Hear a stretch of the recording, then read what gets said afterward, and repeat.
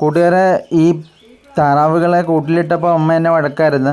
എടാ, ഇതിനെ ഒന്ന് തുറന്നു വിടും, നീ എല്ലാത്തിനെയും പിടിച്ചിങ്ങനെ കൂട്ടിലിട്ടിരിക്കുകയാണല്ലോ എന്നൊക്കെ ചോദിച്ച് ഭയങ്കരമായിട്ട് ദേഷ്യപ്പെട്ടു. അപ്പം ഞാൻ വിചാരിച്ച് ഇതിനൊന്ന് പുറത്ത് ഇറക്കാമെന്ന് വിചാരിച്ച് പുറത്തിറക്കാൻ വേണ്ടി ഈ താറാവ് കൂട്ടിനകത്ത് കിടന്ന് കാണിക്കുന്ന പരാക്രമവും വ്യഗ്രതയൊക്കെ കണ്ടപ്പോൾ ഞാൻ വിചാരിച്ചത് ഇതുങ്ങളെ പുറത്തിറക്കി കഴിഞ്ഞാൽ ഇതുപോലെയൊക്കെ ആയിരിക്കുമെന്നാണ്. പക്ഷേ തുറന്നു വിട്ടിട്ട് ഇതുങ്ങളെ ഒന്നും ചെയ്യുന്നില്ല.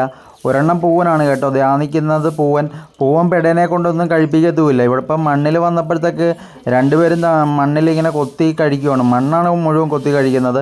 അതുങ്ങൾക്ക് കൊക്കിലൊതുങ്ങുന്നതല്ലേ കഴിക്കാനൊക്കത്തുള്ളൂ. അപ്പോൾ ഇതുങ്ങൾ പുറത്ത് വന്നപ്പോഴത്തേക്ക് കൂട്ടിനകത്ത് കഴിക്കുന്ന ആവേശമൊന്നും കാണിക്കുന്നില്ല. അരിയിട്ട് കൊടുത്തായിരുന്നു, അരിയൊന്നുമല്ല കഴിക്കുന്നത്. അതുങ്ങൾ മണ്ണാണ് കൊത്തി കഴിക്കുന്നത്. മണ്ണെന്തിനാണ് കഴിക്കുന്നതെന്ന് ചോദിച്ചാൽ എനിക്കറിയത്തില്ല. നിങ്ങൾക്ക് എന്താണ് മണ്ണിനോട് ഇത്ര ഇഷ്ടം? നിങ്ങൾക്ക് വല്ലവർക്കും അറിയാമെങ്കിൽ കമൻറ്റ് ചെയ്യുക കേട്ടോ കൂട്ടുകാരെ. അപ്പോൾ അതേ ഈ താറാവുകളെ കൂട്ടിനിട്ടെന്ന് പറഞ്ഞ് അമ്മ ഭയങ്കര പരാതി പറഞ്ഞ് ഇതുങ്ങൾ പുറത്ത് വന്നു കഴിഞ്ഞാൽ വെള്ളത്തിലൊക്കെ നീന്തി കളിക്കും, അങ്ങനെയാണ് ഇങ്ങനെയാണെന്നൊക്കെ പറഞ്ഞ് ഞാൻ വെള്ളത്തിലൊക്കെ ഒന്ന് ഇറക്കാൻ നോക്കിയതാണ്. പക്ഷേ വെള്ളത്തിലൊന്നും അത് കിടന്നൊന്നുമില്ല, പുറത്തോട്ട് ചാടി വന്ന്.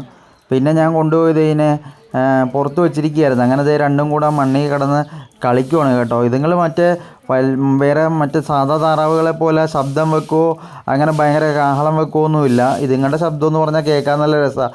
ഈ കിളിയൊക്കെ കാറും പോലത്തെ കൊച്ചു ശബ്ദമേ ഉള്ളന്നേ കൂട്ടുകാരെ. അപ്പോൾ ഇതുങ്ങളെയൊക്കെ വളർത്തിക്കഴിഞ്ഞാൽ നമുക്കൊരു രസമാണ് കാണാനൊക്കെ. നല്ല ഭംഗിയാണ്, നല്ല അരയന്നത്തെ പോലെ ഇരിക്കുകയൊക്കെ ചെയ്യും. അപ്പോൾ ഇത്രയൊക്കെ ഉള്ളൂ നിങ്ങളുടെ വിശേഷം കേട്ടോ.